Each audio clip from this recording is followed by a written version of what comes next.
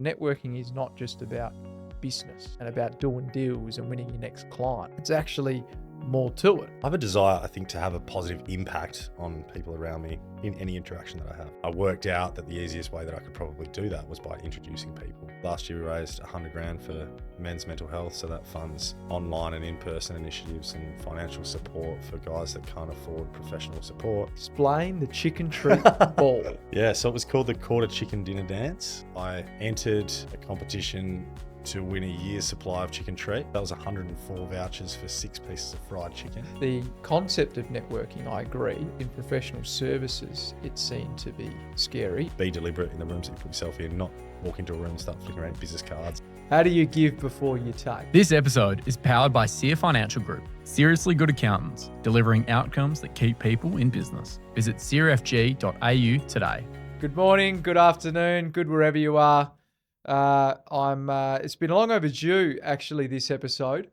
And Steve's a tough man to catch. He's bailed on me a few times with purported sickness, but he's come in looking extra fly today. In some new attire. This is something new. I've actually only worn this once. You've only worn that once. It looks good. Steve looks good. He looks the part, and that's why Steve's on camera today. So yours truly is joined. He's a man with many talents, Steve, with a very broad network, but more importantly, probably one of the, if not the nicest and most humble humans I've ever had the chance to associate myself with. He always puts others before himself, and if it wasn't for people like Steve, I don't know how this world would go around. So, ladies and gentlemen, pleasure to introduce the one and only Steve Archibald. That's very kind, mate. I feel like I'm blushing. You are blushing. Thank you. You're also looking great today. Noticed that you might have had a freshly shaven head. Well, my hair doesn't grow that quick. No, it's a pleasure to be here. I'm sorry it's taken us a little while to get here, mate, but I'm looking forward to having a chat. Thanks very much for those very kind words. And I'm really grateful to be here and to be having a chat to you. I think the world of you, and looking forward to working through what we're going to chat about this hour. Great. Good. Well, Steve, most people know who you are. Well, at least they know your name. Some people, as always, have their own views, but I think it'd be only fitting for you to tell us a bit about you. About me? Yeah, a bit about you, Steve. I know that you've been on a few different podcasts before, and you do obviously do a fair bit of public speaking, but it'd be good to know Steve. So who is Steve? What is he about? What does he stand for? What's his journey been, and how has he got to the position that he is today? I think most people might only know me through LinkedIn, mate. LinkedIn. You said I'm a man of many talents or something like that. Many posts. I'm good at knowing lots of people and messing about too much on LinkedIn. That's about one of my only strengths. Great really. talent. It's a good talent, yeah. It gets my name out there a little bit. Mate, you know I'm the eldest of 4. Grew up in a beautiful family unit in Perth northern suburbs. I spent the best part of 15 years in and out of recruitment in different capacities, working within construction recruitment and then later accounting and finance with a bit of legal thrown in. And along the way, I've done a lot of work with not-for-profits. So I was a state manager of a children's charity called Camp Quality for a couple of years. I volunteered with them for 10 years. I spent a couple of years as Zero to Heroes Partnerships Manager, who I'm sure we'll speak about really soon. I've done a lot of work with them over the last 5 years and continue to do so. It's been a pleasure working alongside you and your sister Maria in that capacity as well. Had a couple of little hurdles along the way, faced some challenges with my own mental health that you know about, but ultimately I'm really grateful for all parts of that journey that I've been through, because it's taken me or brought me to a pretty cool place right now. As much as some of it's been a little bit tough, we wouldn't be sitting here probably without the ups and downs and things. So I'm grateful for everything that we've gone through, and looking forward to chatting a little bit more about the business and the charity and all that stuff this Savo. Good, Steve. And some of the roles that you now find yourself in? So I work with a law firm called Pragma Lawyers. I've been at Pragma for about 4.5 years in a capacity of strategic relationships manager. So a pretty unique title. Unique title for a unique individual. Unique title for someone that I don't know if I'm that strategic. Good at relationships, but that role holds responsibility for our recruitment, business development, and some internal staff career development in there as well, and well-being within the firm. So I've seen the firm double in size, gone from about 30 to 60 during my time with Pragma. And more recently have taken on a role and have a business interest with a couple of my best mates in a business called ProGrid. So it's sort of a fairly young electrical contracting business. We're targeting work up in the resources sector. Just got our first construction manager on board. We've got a few guys out. We've started pricing some bigger work. So that's a pretty exciting journey to be on as well with a couple of my best mates. Awesome. Shout out to Macca and Az for Macca and Az, toot toot. Yeah. The cousins. For having to deal with the two cousins, unbeknown to the rest of the world. So, yeah, Steve, I think it's fair to say that obviously our relationship has actually been built on the back end of some of the It has, mate, for sure. charities that obviously we've had the pleasure of being associated with. Zero to Hero was probably the pinnacle of our relationship being built, or the foundation. So again, you've broadly touched on it, but my view is that through your mental health journey, you saw it as an opportunity to give back. Yeah. And that it's been probably that fire in your belly to want to make a difference. Or at least it's the way I've seen it. And it's not been limited to just one charity. It's probably more around the people behind those charitable organisations. So, so why don't you tell us a bit about that to start us off? Because I think it's something that's it's being brought to the surface more often these days, and males are more comfortable in talking about it. And again, I think that's something I've taken away from you, is that you make it, you make people feel comfortable in talking about it. So why don't we start off with that topic, and then we can get into then how that's evolved into this journey and this person that you are now today, and this network you've built, and take it from there. Cool, mate. So Zero to Hero is a youth mental health charity. I first got involved with the organisation about 5 years ago after, as we say, struggling with my mental health. I worked quite hard on myself for a couple of years and overcame some challenges and some pretty dark times. But through that developed this really strong desire to be able to help young men and men of all ages sort of overcome some of the harder times and some of the challenges that you might face that you don't often talk about, that I didn't talk about when I had issues with ego and image and all sorts of things like that. I didn't want anyone to know there's anything wrong with me, but I also didn't have any tools to deal with any of the challenges that I was going through. I sort of thought I was the only one and didn't know how to open up to friends or family or anyone close to me. So I reached out, having worked really hard, and I spent a lot of time with psychologists and other sort of professionals through my own journey, coming out the other side with a really deep passion and sort of a lived experience journey with mental health. Reached out to Ash, the CEO of Zero to Hero, who these days is one of my closest friends, and just said that I wanted to get involved with the organisation. So I started volunteering on Zero to Hero's camps. We take young people around the camps for 5 days and educate them around understanding themselves and mental health and how to have an impact within their community, ultimately with the idea that the young people that go through these programs have the skills and the tools to prevent suicide. Reached out to Ash, went on a few camps as a mentor on these camps, and did the Cape to Cape trek with a mate of mine, and started going to a few fundraising events at the same time as you and I were sort of becoming mates. So you copped an invite to 1 or 2 of those events. And I was then asked to be Zero to Hero's partnerships manager, which I was lucky to do for a couple of years. So I balanced that role part-time alongside my role that I have with Pragma, that ultimately ended up becoming a full-time position. So I had to let go of Zero to Hero in a professional capacity. Don't work there these days, Monday to Friday, but I'm back on the trek next week. It's an organisation that will always be really close to my heart. Over the last 5 years, having that really strong passion and a deep care for the work that Zero to Hero do, and seeing those young people that go through camps and come out the other side stronger and more resilient, able to have an impact and help their community and their friends. And I am super passionate about bringing people that are close to me, like yourself, into that community. And I don't think I'm necessarily good at much, certainly not technically, but I do know a lot of people. And if I can bring people together to create more impact and do more good, then I'm like, that's a real strong purpose thing for me. So I'm really driven to do that and continue to find and seek opportunities to do that. So we've built a community around Zero to Hero over a number of years that now many of my closest business relationships, my closest personal friends, and there's obviously overlap in that. My business relationships and personal friends are one and the same, like as you are, as Macca and anyone around me is. But we've got this community of good people raising money and supporting a good cause and having fun and building connections and networks and things along the way, where I feel like everyone that we've been able to bring in and around this organization are all doing a good thing and positively impacting mental health and the future in front of young people, but having a lot of fun and better in terms of business and community and things along the way. I think you said it.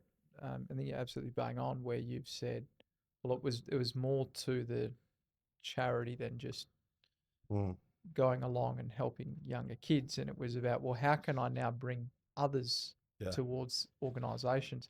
And the trek was was fantastic. It was that kind of 4 days, if I remember correctly, 4 or 5 days at down south. But yeah, I think it was more about the connections and network that came out of the trek, right? It wasn't like I went there to win business by any extent. You know, we were actually going there to support the charity, but you've been able to bring the two together, which is really unique. And I'd probably the question I'm probably alluding to is, well, how did you see that? Was it just natural, or you just rolled into this thing and just bringing good people together, and from that it built out? I have a desire, I think, to have a positive impact on people around me in any interaction that I have. Like, how do I walk out of here today and you're better for our interaction? How can I add value or positively impact you? And I worked out that the easiest way that I could probably do that was by introducing people and like building community. And I was pretty, these days I'm pretty sort of ruthless about the people that I do bring around me and the people that I do look after. But in making those introductions and bringing good people together, I started seeing that people were better. I started organically, naturally seeing that if I bring you to an event, get you involved in Zero to Hero, and bring or invite other people that are worth you knowing in business and could be good friends and that I know are good people, and we all just do this together and we all start building this community that just snowballs.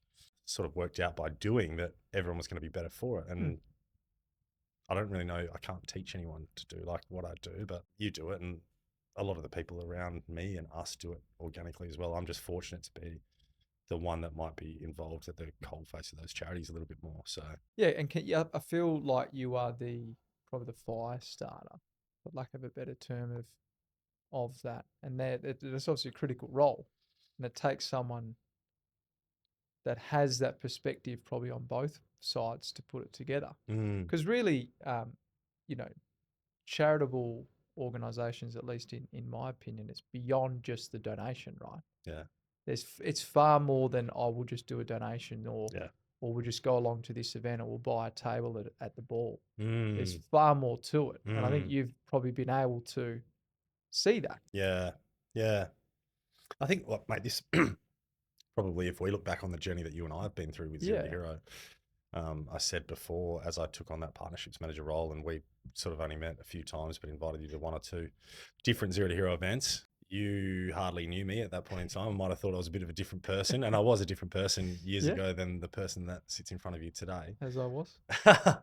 But we got you involved. You and I and Maria became quite close, along with everyone else that we did that track with when you did that track, which would have been 4 or 5 years ago. And then since that point in time, if I try to look at how much money we've fundraised together, we would have raised $100,000 for Zero to Hero through doing that annual Christmas lunch that we do, through doing golf days, through going to events and sponsoring events. And essentially you and I and all of the people around us that have supported those days, the golf days, or come to events with us, or they've helped us pay for 2-3 camps and to go and educate 80 or 100 young people, providing them with mental health training and awareness and suicide prevention training, and sending them back to their communities to have an impact. But we've built this community around these events where these people that we do business with, that we talk to every day, have a shared common interest and are making a difference and having an impact for hundreds of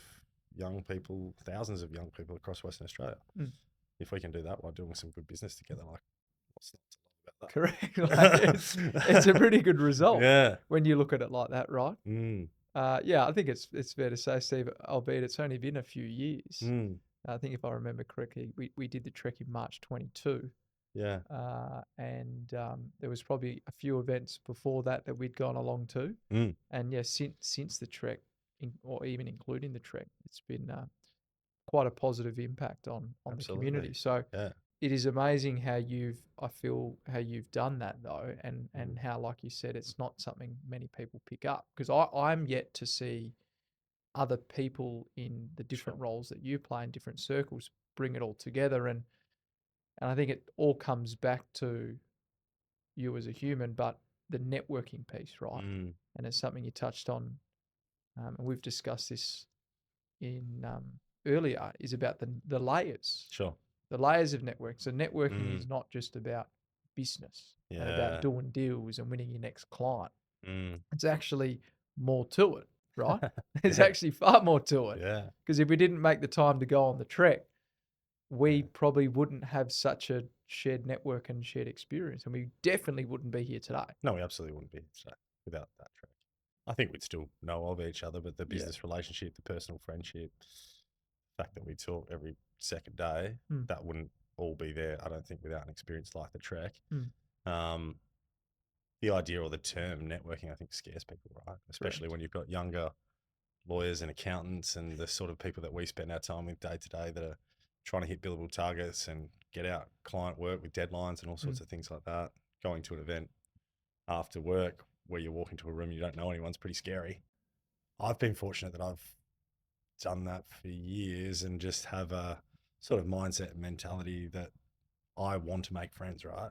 With everyone. And I want, if you're my friend, I want to add value for you, and I want to spend time doing good things together. And how do I empower you or add value for you and someone else at the same time? By bringing you and financial planner and an insurance broker and a mortgage broker and things together around the table for lunch. All those people are my friends at the same time. Or how do I, if an accountant reaches out to me that I know from years ago in accounting recruitment that's looking for a new career, and I say, oh, this is really going to positively impact you if I introduce you to Paz and you guys should catch up for a coffee, no obligation, or have lunch or whatever. And a couple of them have gone on, people that have reached out to me have gone on to take on a role within SEER, and I know that that's positively impacted their life and it's helping your business through a few of those introductions that I've made. So everybody wins. I'm inviting those same people to Zero to Hero events. We get to catch up for lunch and have fun, and there's nothing not to love about any of that. I don't know. Yeah, no, you're absolutely right. But I think it's a stigma with the word networking, isn't it? Why? I was going to say there's no real formula to what we're doing here, but there is like that idea that networking is a bit scary. Yeah, I think the concept of networking, I agree. I think at least in professional services, it's seen to be scary. But raising money would be just as difficult. And trying to onboard someone, it takes time. But trying to then have to take money out of someone's pocket, albeit to a good cause, would be equally as tough. So, see, then how should someone that regardless of age and regardless of probably stature in career or where they are, how should they go about it, networking? Because it's fair to say that the traditional route of going to random events and meeting random people and hoping that you'd convert isn't probably the best way to do it, right? Networking, I don't think so, yeah. I feel, and you would share this view, and I think it's more about just being deliberate with the sort of rooms that you put yourself in, or reaching out to the right people that you want to know. And I know that you do some work with Ron Gibson. Ron's also a friend of mine. Ron does a lot of work in Perth in trying to build up networks and things. And one of the first things that Ron will tell you is to try and add value for the other person, which has always held true to me and assisted me to try and build relationships and business and personal friendships and all sorts of things like that. Is if I decide that I want to go and meet some accountants, because accountants might want to refer work to Pragma, how do I add value for those accountants from the outset? How do I say, hey, Paz, I'd like to invite you to this event because you might sit next to someone that could be a potential client? Or how do I reach out to an accounting firm and then know that I've got someone that might add value for them? So say you should have coffee with this person, or here's a potential client, or you should read this article or meet this person, or whatever it is. I think just trying to be deliberate in the rooms that you put yourself in, not walk into a room and start flicking around business cards and How do you give before you take? yeah, Right. absolutely.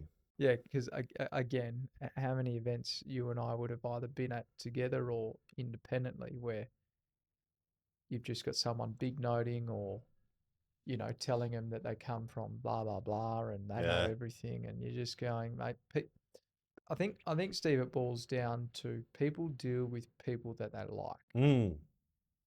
So if you can be a likable person, as you said, you know, right at the outset, then it's only natural that people want to deal with you, even if they just want to catch up for a coffee or a beer or go to lunch. And at some point through a natural evolution of the relationship, things will come of it.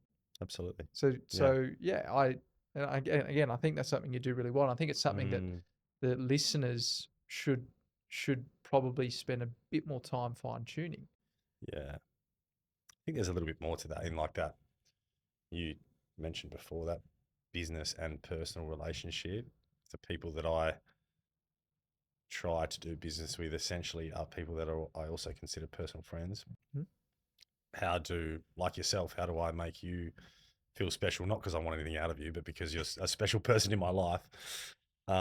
You'd know that I send those Christmas messages every year. So for the last 5 or 6 years, you'll get a Christmas message off me that says, "Hey, Paz," but it's not generic. It's like another big year for you and Sia, and I hope Marie as well, and I hope your dad Joe's well, and I look forward to doing this event with you next year. And it takes me all of December to do that, but those little touches that like go a little bit further and allow you to think, oh, Steve's thinking about me, and it's not just a transactional type relationship where he comes to me or I just hear from him if he's after a bit more work or something like that. Yeah, they're not mutually exclusive. No, Right. not at all. And again, I think we've been sold this idea that work is work and mates are mates, and you know, you shouldn't mix the two. I think I to be absolutely honest, I had that view initially, right? Where I was like, no, I don't want to, you know, spend my Friday night going to a work with event. Steve. Yeah, you know, who's this Steve bloke? You know, I want to go hang out with the boys, or you know, I want to go to out or whatever.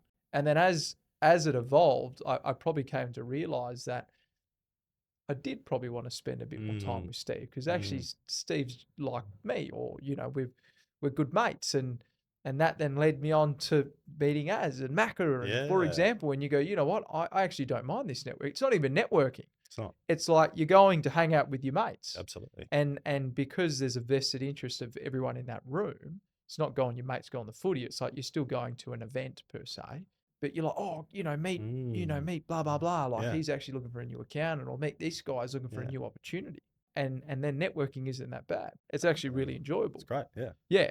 And then you just got to catch yourself, because all you do is network. And you still have to get the work done. It's all right for someone like me that doesn't have a partner or any kids or anything. I don't even have any pets. I've got a pet Yabby and no other commitments.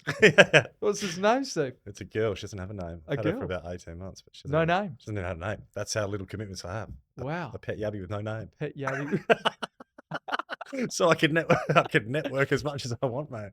What that's called? A pet Yabby with no name. It reminds me of that Simpsons episode, isn't it?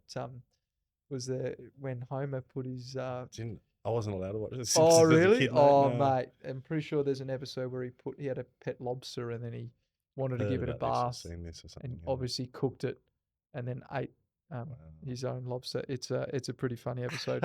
Let's not talk about eating a Yabby, but yeah. So Steve, there's obviously layers to this networking piece, and that's probably where, you know, a big part of what I was probably trying to get across is that networking there's more to it. Sure. And it all stemmed out of probably your impact you create through the mental health, which extended into the community, and then you've been able to blend it all together. And I think, as I said, the listeners could definitely get a lot out of how you approach things, and I think you do it really well. And I wanted to probably get into that today, and how that's now led into the business aspect and ProGrid, and your journey with ProGrid, and how that's evolved. Because again, this all comes right back to, and I stand to be corrected, but your relationship with Macca, and how that started, and how that's now got you into business with Macca and Az. So why don't we touch on that? Yeah. So going back probably 7 or 8 years, I had my first sort of foray into business was a recruitment business at a time with a good mate of mine. I think we both went into that without sort of exploring and really talking about what we wanted at the time. And I wasn't the best version of myself at that point in time. I was going through a few challenges personally. That business ultimately ended up falling apart reasonably quickly. Or the business didn't fall apart. Benny's still running it, but my role in that business fell apart. At that time, I went and did the Perth Corporate Rumble. So a boxing event in Perth, without really knowing much about what I was walking into. Jumped in the ring and was matched up against this bloke that had a picture of a pit bull on his Facebook display photo and a Harley, and I was this skinny dude, and I was like, oh my God, wearing a Bunnings t-shirt with a little top knot, walking into the gym, and I got matched up against this guy. So I kind of worked out I had to get in his head and wrote a walkout song about him being the fat controller, which was a remix of Thomas the Tank, and just told he was a bit chubby, and then we jumped in the ring and he beat me up. Taught me a lesson for being rude. Not long after that, a couple of years after that, as I started supporting Zero to Hero, like yourself, I invited Macca along to a lunch with me. So we'd sort of kept in touch and knew each other through that PCR alumni type environment. I invited him along to a lunch for Zero to Hero, and he ended up putting his hand up and saying that he wanted to do the trek. As did Aaron, who runs Pragma, and somehow and Macca and myself and a few other mates of ours have all ended up on the same trek. I walked out of that with Macca being one of my best mates, and to this day and for the rest of my life, he'll be one of the closest relationships that I hold in the world. Is this guy that I jumped in the ring with that beat the crap out of me. But calling him fat. Yeah, his son and daughter, I feel like I like my niece and nephew sort of thing these days. He met Aaron. They both share a surname. Macca likes to make up nicknames for people too, so he started calling Aaron Cuz while we're on the trek. They're the most different people in the whole world. Would never look at the two of them like they were related. Both the best sort of people in the world, but just different. So those two now call each other Cuz. Macca runs an electrical business in Perth. Looked at starting an electrical business targeting the resources sector. Aaron joined him in that, and then I joined the business not long after. So the three of us are now catching up and trying to build up this electrical contracting business. We got a construction manager on board the other day. We've got half a dozen guys out on subby contracts at the moment and are looking at targeting some bigger work. We just priced our first really sizable job a couple of weeks back. Awesome. For someone that I met on the trek. So these sort of circles and networks and relationships and business friendships, I don't know, we're all just naturally and organically continuing to feed into one another. But I've just been so fortunate to have put myself in many situations where I end up meeting such incredible people like yourself and like Macca and Aaron. And I was out for a training walk yesterday for this event that we're doing, Walk for a Bloke. Last year we had 300 guys for the first year in Perth walk 25K for mental health. We're hoping to build up on that number this year. Through that, I spent a lot of time doing these training walks with a mate of mine, Matt, who I didn't really know. Only met him once or twice through business, but we trained a lot together last year, and he's now one of my closest relationships in life and in business. And I made a couple of introductions for him today, and I spent parts of the weekend with him. And yeah, fortunate along the way to put myself in environments where I meet really good people, and then we become friends and spend too much time together laughing and joking and trying to add value to each other's lives. So I'm pretty lucky about that. It's very cool. So walk, we've only just quickly touched on it, Steve, but maybe briefly expand what is Walk for a Bloke? So Walk for a Bloke is an event run by a national charity called Spoke to a Bloke. This year they're running 30 walks across the globe on the same day. It's on the 21st of March. So we'll have 300 plus guys walk 25Ks around Perth. Last year we raised 100 grand for men's mental health. So that funds online and in-person initiatives and financial support for guys that can't afford professional support, mental health first aid training. But beyond that, the event sort of encourages community and connection and builds friendships. And in Perth, we're fortunate enough to have built up a community of 120 guys that meet up on, or have the opportunity to meet up on a monthly basis through monthly walks and a boxing class and a barbecue class. And we did a men's only pole dancing class at one point. But I think I read a couple of articles on this years ago, but 1 in 4 men, and I've recently had another look at this, in Australia will tell you they don't have any close friendships. If I can be in a position to provide opportunities for blokes to make friends, because, you know, if you're struggling, like if I'm struggling, you've been on the receiving end of it a few times. I'll come to you and talk to you and tell you, mate, I'm struggling with this, I'm struggling with that. Hurts me a little bit just to think that some of the people that are listening to this probably don't have those sort of relationships in their life, right? So if I can be in a position to help them reach opportunities and communities to connect and build friendships and relationships and things, then yeah, I'm always going to be really big on that. It's amazing the way you put it though. 1 in 4 don't have a close friendship, which means that they can't reach out to someone. which means look, if you're going through, say, a challenge with your relationship or facing a separation or a divorce or something like that, like if I think about myself having to go through something like that without having a couple of good mates around me, like, it's a scary thought. Oh, it's absolutely amazing, mate, that you're throwing yourself out there again, and who knows, you know, who you'll meet on the walk and where those relationships will lead to, and if anyone hasn't already shown support or doesn't know about it, I'm sure that they can reach out to Steve, and he'd be more than happy to walk through how, no pun intended, walk through how you can support them. Steve, we must get into a famous event. I knew you were going to go there. That you ran. I just feel like the listeners need to hear about this.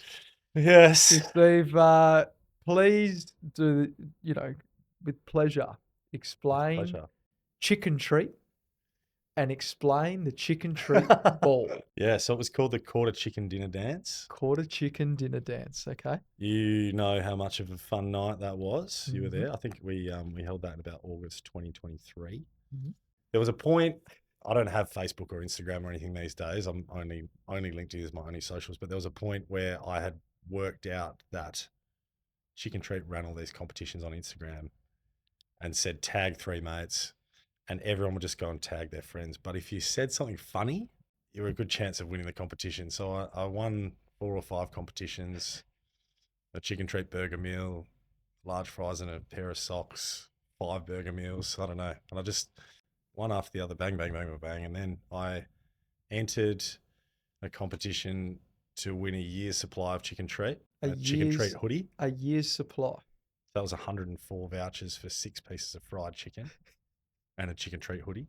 And I won it. I won the grand prize. Crowned myself the Chicken King. The Chicken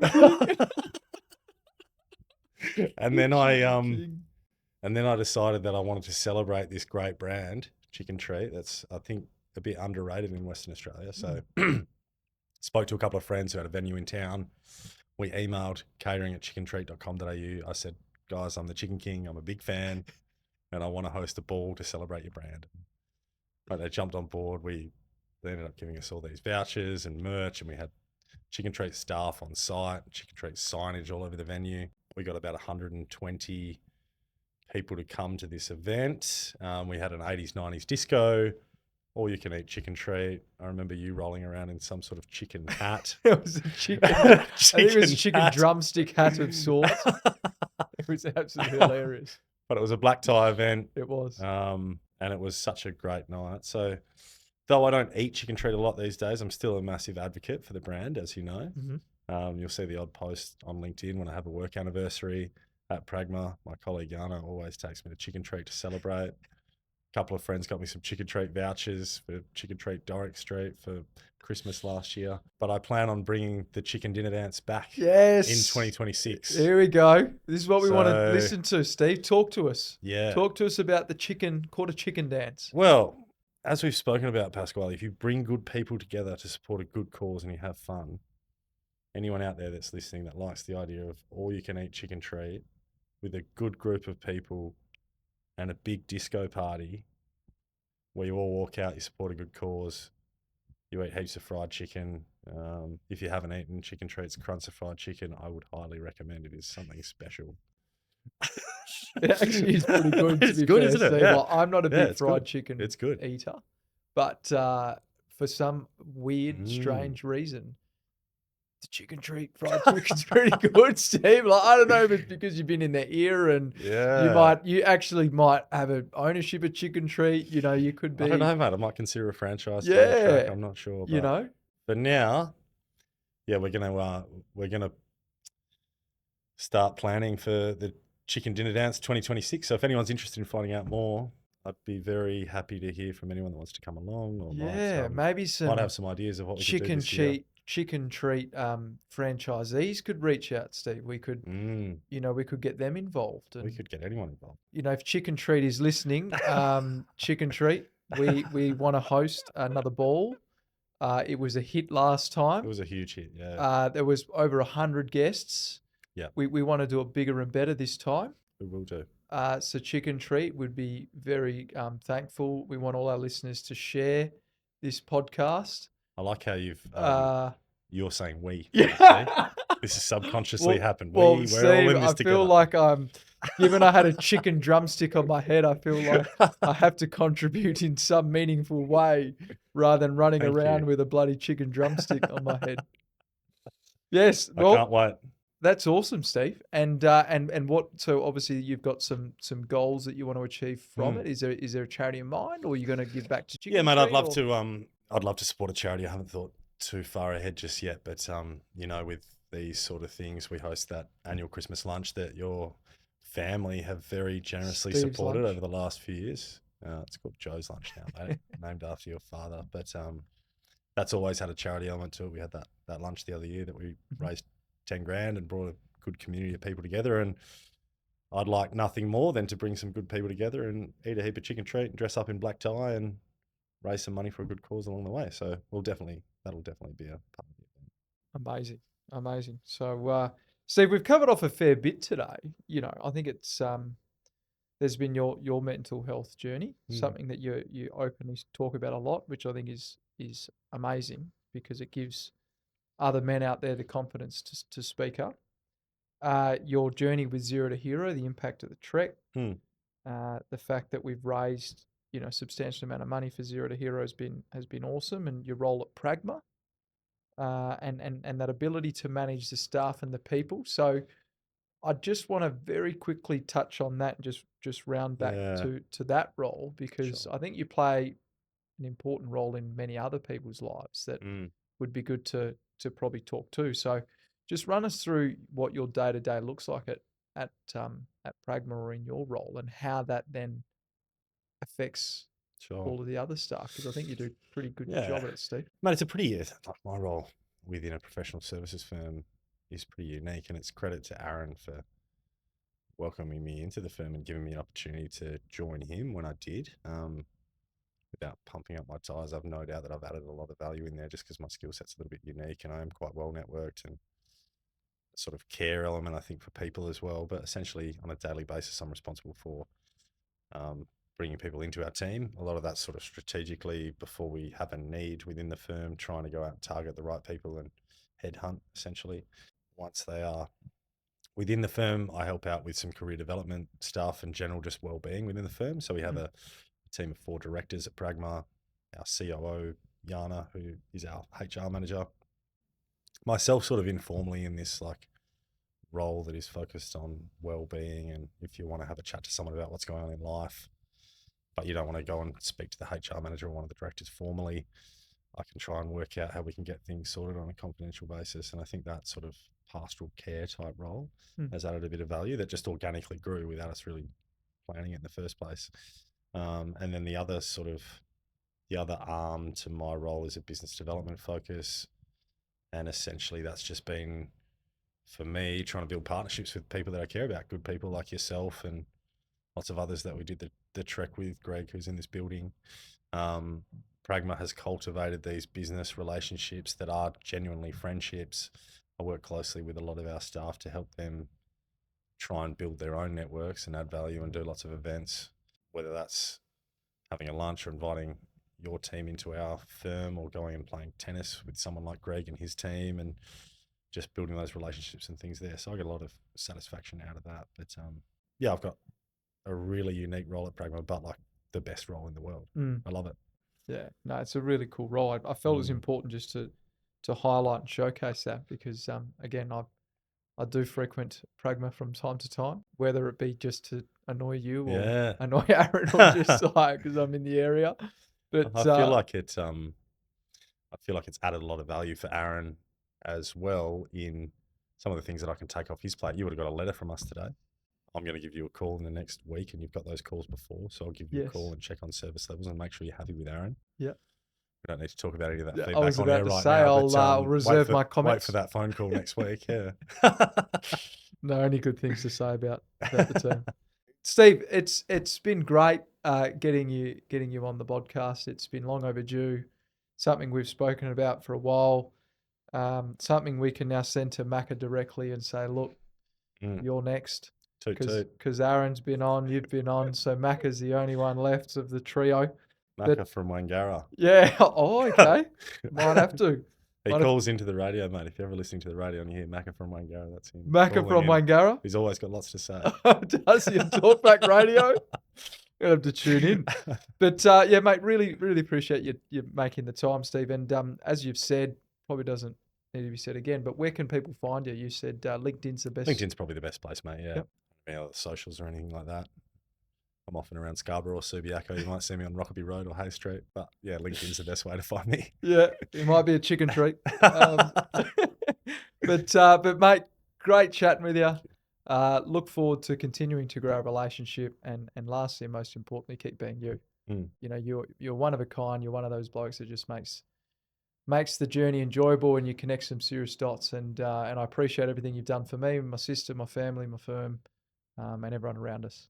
Oh, that's very kind. And the same goes. We're going to do lots of really good stuff together in the years to come, and I'm really grateful and appreciative of everything that you've done, and then excited for what we'll do together. And thanks for having me on today. It's about time I got here. So you're welcome. Legend. Thanks, brother. Thanks, bro.